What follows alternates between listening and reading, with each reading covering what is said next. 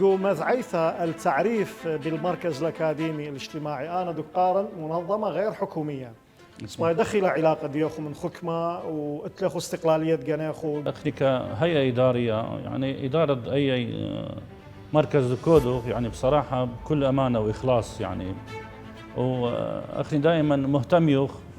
شخص آث استفادة آود التن ورش عمل كبيرة من ديانة التن قاود كله قغلة لا قاود خمندي يعني قاود طب قاود هندسة قاود قانون قاود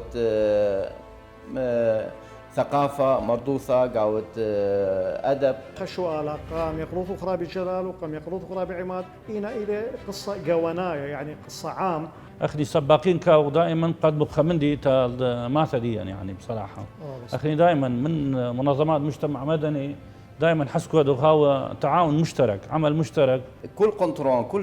كل شت آسا أجر كيب أوت كشيرواثا وآث تقامة كبيل خنشة تشجيع من ناس الجاني يعني أخني من كوثو كشيرواثا كبيرة من هرت بسمت له وجهة نظر طيبة إن أخت أمري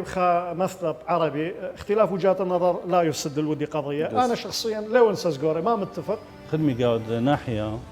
طلبخوا يعني بيشاوى قضاء يعني الكابينة الثامنة الكابينة 8 أو إدارة مستقلة أو قضاء بيشاوى